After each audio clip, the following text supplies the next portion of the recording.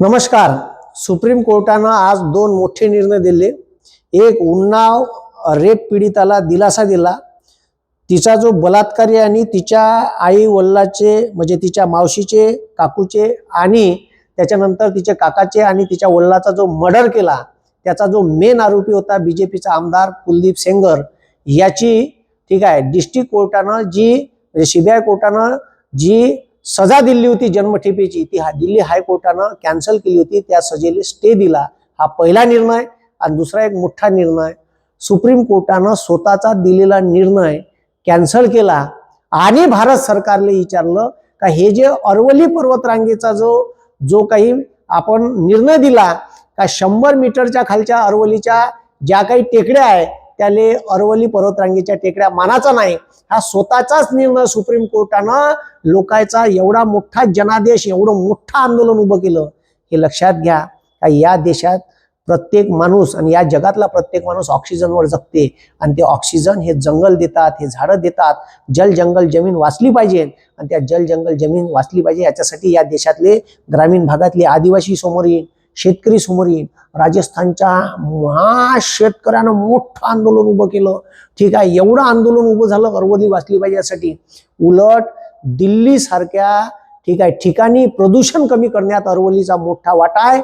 आणि ठीक आहे राजस्थानचं वाळवंट हे इतर राजस्थानच्या वाळवंटी भागात पसरू देत नाही आणि नैऋत्य मान्सून वाऱ्याचे सरळ वारे हे हिमालयावर पोहोचू देत नाही. नाहीतर कंटिन्यू उत्तराखंड, जम्मू काश्मीर आणि नेपाळमध्ये प्रचंड पुराणा हाहाकार माजवला असता. हे काम अरवली पर्वतरांग करते. जगातली सर्वात प्राचीन पर्वतरांग आहे. जैनाचे दिलवारा मंदिर आहे. ठीक आहे, तिथं थंड हवेचं गुरुशिखर, उंच शिखर आहे आणि तिथं ठीक आहे थंड हवेचे ठिकाण आहे राजस्थानचं एकमेव.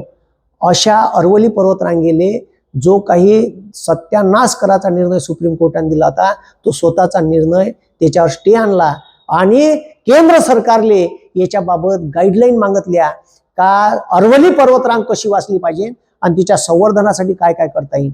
असं सुप्रीम कोर्टांना माझी विनंती आहे का हसदेव जंगलासाठी, त्याच्यानंतर तपोवनातल्या नाशिकच्या कुंभमेळ्यातल्या जंगलासाठी, त्याच्यानंतर जिथं जिथं जंगल तोडणं चालू आहे अंदमान निकोबारवरचं आणि लक्षद्वीपवरचं ठीक आहे 10 लाख झाडं कापणार आहे, त्याच्यासाठी सुप्रीम कोर्टानं सुमोटो ॲक्शन घ्यावी आणि या देशातल्या लोकांचं भवितव्य वाचवावं एवढी मी सुप्रीम कोर्टाला विनंती करतो. आणि तुमच्या आजच्या दोन निर्णयाचं स्वागत करतो.